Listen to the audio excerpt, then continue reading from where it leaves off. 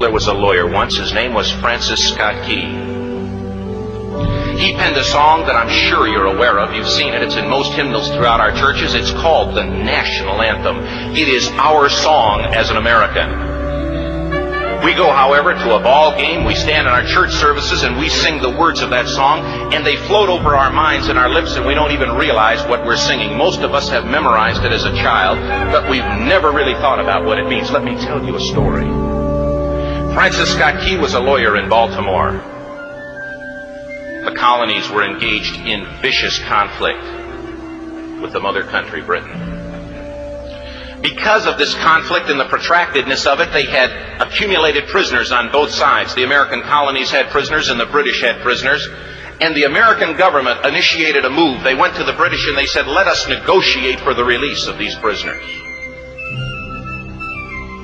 They said, we want to send a man out to discuss this with you. They were holding the American prisoners in boats about 1,000 yards offshore. And they said, we want to send a man by the name of Francis Scott Key. He will come out and negotiate to see if we can make a mutual exchange. On the appointed day, in a rowboat, he went out to this boat and he negotiated with the British officials. And they reached a conclusion that men could be exchanged on a one-for-one basis.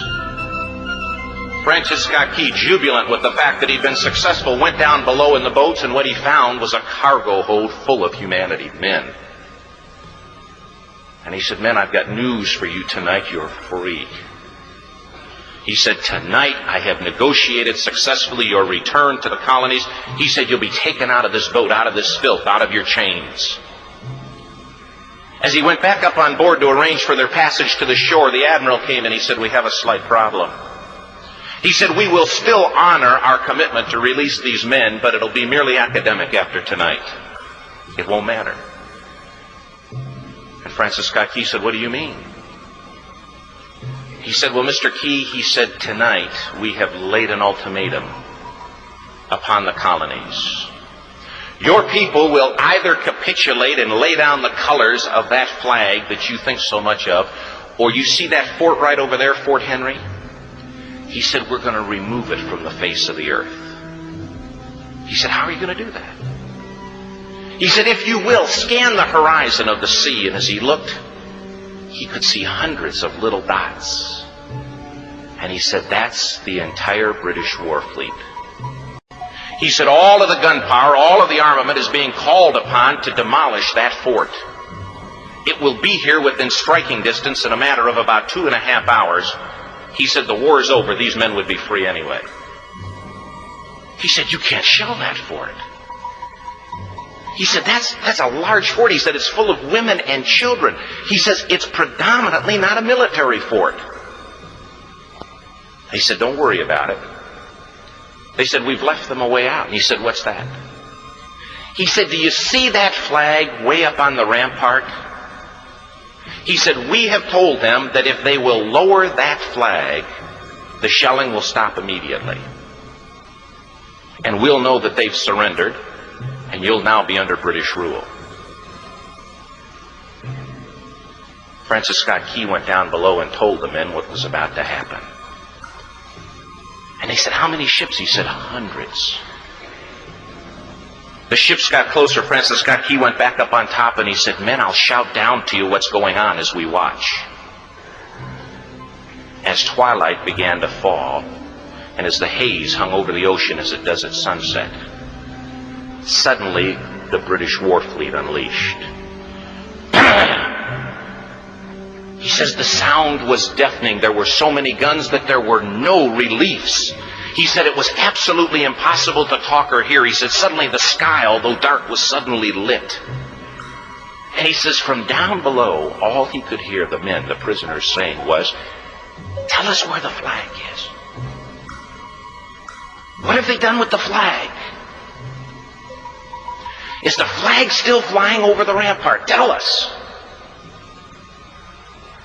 1 hour, 2 hours, 3 hours into the shelling, every time the bomb would explode and it would be close to the flag, they could see the flag in the illuminated red glare of that bomb. And Francis Scott Key would report down to the men below, it's still up. It's not down. The admiral came and he said, "Your people are insane." He said, "What's the matter with them?" He said, "Don't they understand this is an impossible situation?" Francis Scott Key said he remembered what George Washington had said. He said, "The thing that sets the American Christian apart from all other people in the world is he will die on his feet before he'll live on his knees."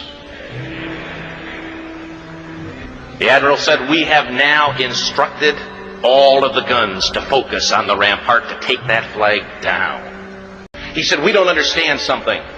Our reconnaissance tells us that that flag has been hit directly again and again and again, and yet it's still flying. We don't understand that." But he said, "Now we're about to bring every gun for the next 3 hours to bear on that point." Francis Scott Key said the barrage was unmerciful. All that he could hear was the men down below praying. The prayer, "God, keep that flag flying where we last saw it." Sunrise came. He said there was a heavy mist hanging over the land, but the rampart was tall enough. There stood the flag, completely nondescript, in shreds.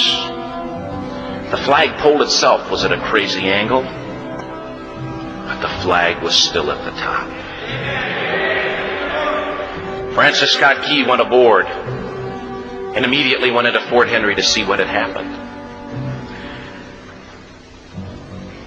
And what he'd found had happened was that that flagpole and that flag had suffered repetitious direct hits. And when it had fallen,